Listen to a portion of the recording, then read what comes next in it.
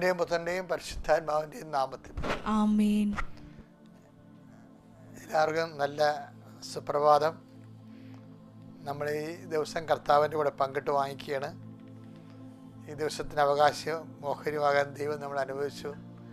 ഇന്നലെ രാത്രി നമ്മുടെ കൂടെ കിടന്നുറങ്ങിയ ഒത്തിരി പേര് ഇന്ന് ഇല്ല. ഇപ്പോൾ ദിവസം എപ്പോഴും ഒരു ദാനമാണെന്ന് ഓർക്കണം. കർത്താവിന് വേണ്ടി ജീവിക്കാൻ ഒരു അവസരം കൂടിയാണ്. ഇത് നിങ്ങൾക്ക് സാക്ഷ്യം വഹിക്കാനുള്ള അവസരമായിരിക്കും എന്നുള്ളതാണ് ഇന്നത്തെ സന്ദേശം. ഓക്കെ. അമ്മേ പരിശുദ്ധ അമ്മേ, അമ്മേ പരിശുദ്ധ ദേവമാതാവേ, ദൈവമാതാവേ, അന്ന് അങ്ങ് കൃപാസനത്തിൽ പ്രത്യക്ഷപ്പെട്ട് വരാൻ പോകുന്ന മഹാദുരന്തത്തിൽ നിന്ന് രക്ഷപ്പെടാനും എല്ലാവർക്കും വേണ്ടി പ്രാർത്ഥിക്കുവാനും ആവശ്യപ്പെട്ടിട്ട് 20 വർഷം തികയുന്ന ഈ വേളയിൽ കൃപാസനത്തിലൂടെ ഞങ്ങൾക്കും ഈ ദേശത്തിനും അങ്ങ് മധ്യസ്ഥം തേടി തന്ന എല്ലാ അനുഗ്രഹങ്ങൾക്കും കൃപകൾക്കും ഞങ്ങളിപ്പോൾ ഹൃദയം നിറഞ്ഞ നന്ദി പറയുന്നു. അമ്മേ പരിശുദ്ധ അമ്മേ, ജപമാല മാതാവേ, സകല കൃപാസനം പ്രാർത്ഥനകളോടും ചേർത്ത് ഞങ്ങളിപ്പോൾ പ്രാർത്ഥിക്കുന്ന ഈ കുടുംബത്തിന്റെ പ്രത്യേക നിയോഗം. മക്കളെ, ഇന്നത്തെ പ്രാർത്ഥന ആവശ്യം ഉദ്ദേശിക്കണം.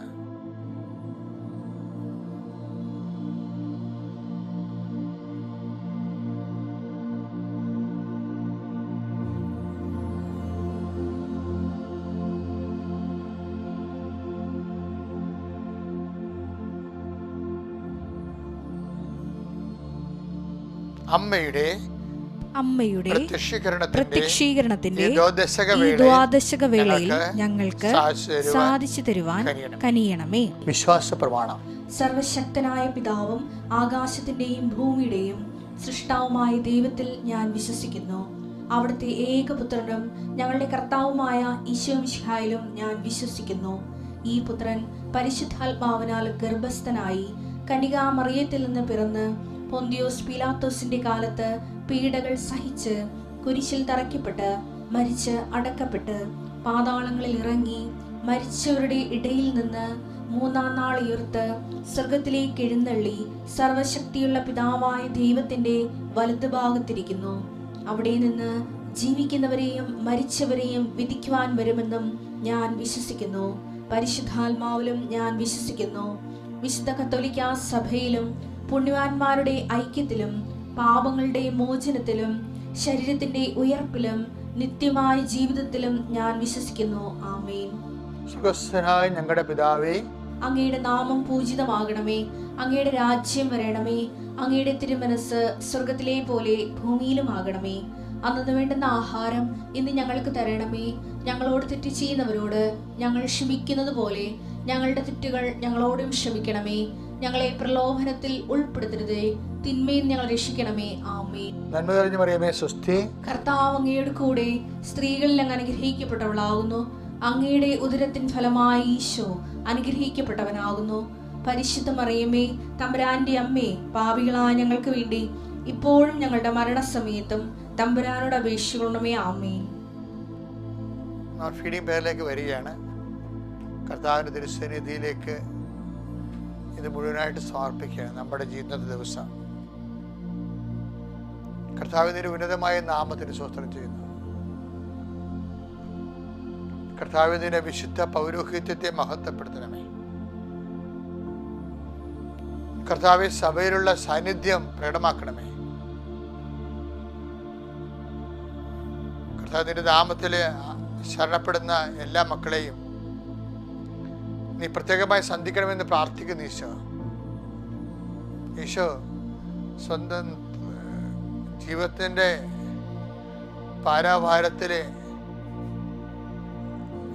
തുഴഞ്ഞ് കൈരണ്ടും തളർന്ന് ആരും സഹായത്തിനില്ലെന്ന് അന്താളിപ്പോടെ നോക്കുന്ന അനേകം മക്കൾ ഇന്ന് ഉണർന്നിട്ടുണ്ട്. ഈശോ,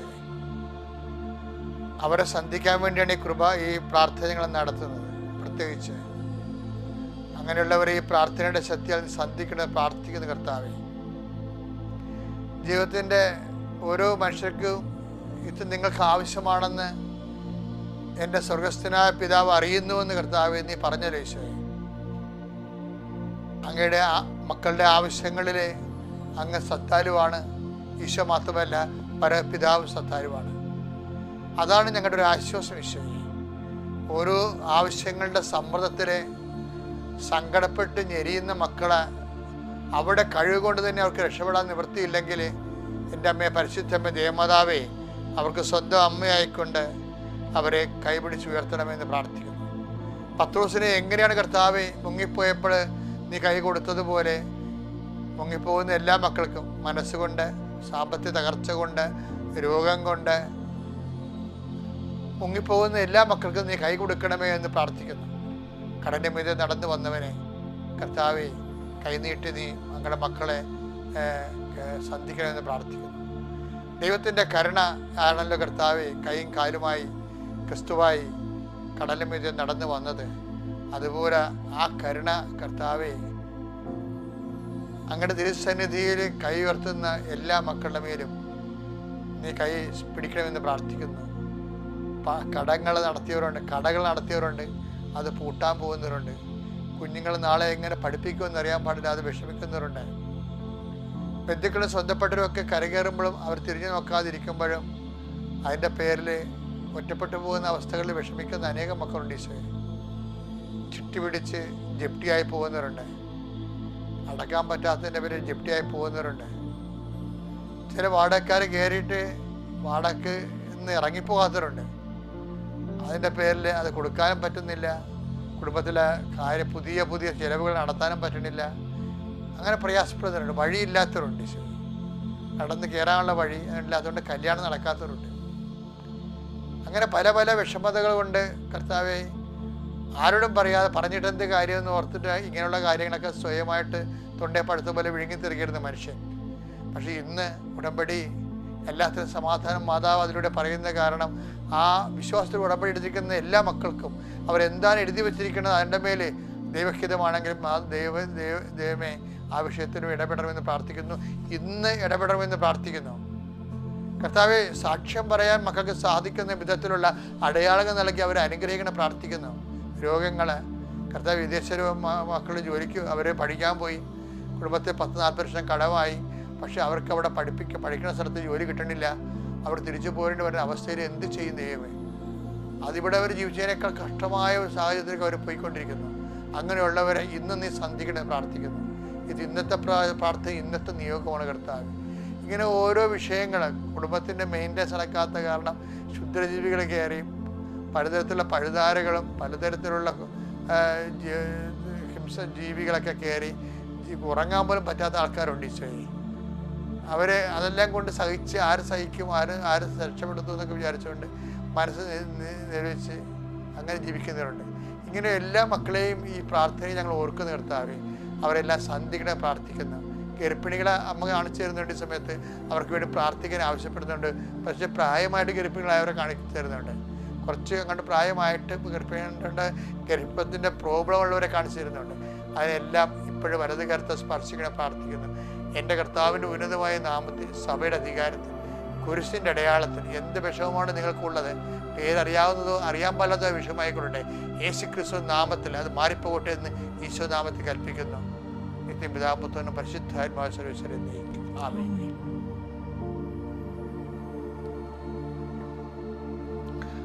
ഓക്കെ, എൻ്റെ പ്രിയപ്പെട്ടവരെ, നമ്മൾ ഇന്ന് വായിക്കുന്ന സുവിശേഷം ഡിസംബർ 4-ാം തീയതി ബുധനാഴ്ചയാണ്. വിശുദ്ധ ലൂക്കായുടെ സുവിശേഷം 21:13, നടപടി പുസ്തകത്തിലെ 1:8. 21:10 വായിക്കാൻ വിശുദ്ധ ലൂക്കാ സുവിശേഷം. നിങ്ങൾക്ക് ഇത് സാക്ഷ്യം നൽകുന്നതിനുള്ള അവസരമായിരിക്കും. നിങ്ങൾക്കിത് സാക്ഷ്യം നൽകുന്ന അവസരമായിരിക്കും. ഓക്കെ, ഇനി നടപടി 1:8 വായിച്ചേ. എന്നാൽ പരിശുദ്ധാത്മാവ് നിങ്ങളുടെ മേൽ വന്നു കഴിയുമ്പോൾ നിങ്ങൾ ശക്തി പ്രാപിക്കും. ജെറുസലേമിലും യൂദയ മുഴുവനിലും സമരിയയിലും ഭൂമിയുടെ അതിർത്തികൾ വരെയും നിങ്ങൾ എനിക്ക് സാക്ഷികളായിരിക്കുകയും ചെയ്യും. ശരിക്കും പറഞ്ഞാലേ സഭ എന്തിനു വേണ്ടിയാണ് ആൾക്കാരെ ട്രെയിൻ ചെയ്യേണ്ടത്? കുദാശകൾ മാതൃകയായിട്ട് ജീവിക്കാൻ വേണ്ടി മാത്രമാണോ? അല്ല. നമ്മൾക്ക് പരിശീലനം ലഭിക്കേണ്ടത് സാക്ഷികളായിരിക്കാനാണ്. വേദപാഠത്തിൻ്റെ ലക്ഷ്യം എന്താണ്? സാക്ഷ്യമാണ്. ദൈവം നമ്മളുടെ മുമ്പിൽ അന്വേഷിക്കുന്നത് എന്താണ്? സാക്ഷ്യമാണ്. കർത്താവിൻ്റെ വിശുദ്ധമായ രക്തത്തിലെ വസ്ത്രം കഴുകി വെളുപ്പിച്ച സാക്ഷികളെക്കുറിച്ച് പറഞ്ഞുകൊണ്ടാണ് വെളിപാടിൻ്റെ പുസ്തകം അവസാനിക്കാൻ പോണത്.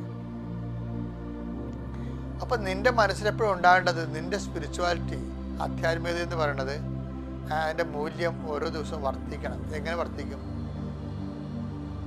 സാക്ഷികളായിക്കൊണ്ട് വർദ്ധിക്കത്തുള്ളൂ. സാക്ഷിക്ക് എന്താ വേണ്ടത്? എന്താ ചെയ്താലും ദൈവനാമത്തിൻ്റെ മഹത്വത്തിനായിരിക്കണം. ഇത് നിങ്ങൾക്ക് സാക്ഷ്യം വഹിക്കാനുള്ള അവസരമായിരിക്കുന്ന. അപ്പോൾ നമ്മുടെ ജീവിതത്തിൽ ഉണ്ടാകുന്ന നെഗറ്റീവാണ് കൂടുതലും സാക്ഷ്യം വഹിക്കാൻ നമ്മളെ സഹായിക്കുന്നത്. അപ്പോസ്തലന്മാരുടെ പീഡനങ്ങളും ഞെരുക്കങ്ങളെക്കുറിച്ച് പറഞ്ഞതിന് ശേഷം ഈശോ പറയണത് ഇത് നിങ്ങൾക്ക് സാക്ഷ്യം വഹിക്കാനുള്ള അവസരമായിരിക്കും. അപ്പോൾ നമുക്ക് ലഭിക്കുന്ന അവഗണന, നമുക്ക് കേട്ടിരിക്കുന്ന നിരാകരണം, നമുക്ക് ലഭിക്കുന്ന രോഗങ്ങൾ, നമുക്ക് ലഭിക്കുന്ന ഒറ്റപ്പെടലുകൾ, അതെല്ലാം ക്രിസ്തുവിൻ്റെ കൂടെ കൂട്ടിവെക്കണം. എന്നിട്ട് ക്രിസ്തുവിനെ സംവഹിക്കുന്നതും ക്രിസ്തുവിൻ്റെ പീഡാനുഭവങ്ങളെ നമ്മൾ ഏറ്റുപറയണതും അവൻ്റെ പീഡാനുഭവങ്ങളെയും മരണത്തെയും പ്രഖ്യാപിക്കുന്നതും നമ്മുടെ ഇതുപോലെയുള്ള ശാരീരികവും മാനസികവുമായിട്ടുള്ള പല സങ്കടകരമായ അവസ്ഥകളിലൂടെ കടന്നു പോകുന്നതാണ്. അപ്പോൾ ക്രിസ്ത്യാനിയെ ഒരു ക്രിസ്തു വിശ്വാസം സംബന്ധിച്ചിടത്തോളം എല്ലാം ഇത് എന്നാ പറയണത്, ഇത് നിങ്ങൾക്ക് സാക്ഷ്യം വഹിക്കാനുള്ള അവസരം ലഭിക്കും. അപ്പം നമ്മൾക്ക് ലഭിക്കുന്ന അവസരങ്ങൾ, ഇപ്പം നിൻ്റെ ജീവിതത്തിലെ സാധാരണ നീ ഒരു ഭർത്താവാണ്, അല്ലെങ്കിൽ നീ ഒരു ജോലിക്കാരനാണ്, അല്ലെങ്കിൽ നീ ഒരു വിദ്യാർത്ഥിയാണ്, അല്ലെങ്കിൽ നീ ഒരു വീട്ടമ്മയാണ്, ഇതായിക്കോട്ടെ. അപ്പം സാധാരണ വീട്ടിൽ അമ്മയെക്കാളൊക്കെ ചിലപ്പോൾ നിനക്ക് ജോലിക്ക് തടസ്സമുണ്ടാകും, കഷ്ടപ്പാടുണ്ടാകും. സാധാരണ അപ്പന്മാരെക്കാൾ ഇരട്ടിപ്പണി ചിലപ്പോൾ നീ ചെയ്യേണ്ടി വരും, കുടുംബത്തിൻ്റെ പ്രാരാബ്ധങ്ങൾ കാരണം. ചിലപ്പോൾ സാധാരണ വിദ്യാർത്ഥികളെക്കാൾ നീ ചിലപ്പോൾ പഠിക്കേണ്ടി വരും. കാര്യം എന്ന് വെച്ചാൽ നിനക്ക് മനസ്സിലാകാത്തത് കൊണ്ടാണ്. ചിലക്ക് ഒറ്റ വായനക്ക് മനസ്സിലാവും. ഇപ്പം എനിക്കൊക്കെ ആണെങ്കിൽ കുറേ വായിച്ചാലേ മനസ്സിലാകത്തുള്ളൂ. അപ്പോൾ ഞാൻ എങ്ങനെ ഇരുന്ന് വായിക്കും? ഇതുവരെ വായന നിർത്തിയിട്ടുമില്ല. അപ്പോഴെന്താ അത് ഇപ്പം മറ്റുള്ളവർക്ക് നിസ്സാരമായിട്ട് ചെയ്യുന്ന പല കാര്യങ്ങളും നമ്മൾക്ക് കുറച്ച് ക്ലേശമാകും. ഈശോ പറഞ്ഞത് ഇത് നിങ്ങൾക്ക് സാക്ഷ്യം വഹിക്കാനുള്ള അവസരമായിരിക്കും. അതാണ് ഇത് നിങ്ങൾക്ക്. അപ്പം എന്തെങ്കിലും എക്സ്ട്രാ വന്നാൽ അതെല്ലാം സാക്ഷ്യത്തിൻ്റെ അവസരമായി ദൈവനാമ മഹത്വത്തിനെ കാഴ്ചവെക്കണം. അത് ഇന്ന് വരെയാണ് കാഴ്ചവെക്കേണ്ടത്. നടപടി 1:8 പറയാൻ എന്താണ്? ഭൂമിയുടെ അതിർത്തികൾ വരെ. ഭൂമിയുടെ അതിർത്തി എന്ന് പറഞ്ഞാൽ എന്താ? അന്റാർട്ടിക്ക വരെ വല്ലതാണ്? അതൊന്നും അല്ല. നമ്മുടെ ജീവിതം എപ്പോൾ തീരുന്നു അപ്പോൾ വരെ. അവസാനത്തെ ശ്വാസമാണ് നമ്മുടെ. എപ്പോൾ നിലക്കുന്നു, നമ്മൾ എപ്പോൾ കിടപ്പിലാകുന്നു, എപ്പോഴും ഇങ്ങനെ നടന്നു പോകുന്ന ആൾ എപ്പോഴാണ് കിടന്നു പോണത്, അതാണ് നമ്മുടെ ഭൂമിയുടെ അതിർത്തി. അതുവരെ ക്രിസ്തുവിൻ്റെ സാക്ഷികളാകാൻ. അതുകൊണ്ട് കിട്ടുന്ന അവസരങ്ങളെ സാക്ഷ്യത്തിനെ ഉപയോഗിച്ചുകൊണ്ട് ക്രിസ്തുവിൽ വളരുക, ശക്തി പ്രാപിക്കുക, ദൈവത്തെ മഹത്വപ്പെടുത്തിക്കൊണ്ട് പുണ്യത്തെ പുരോഗമിക്കുക. പ്രൈസ്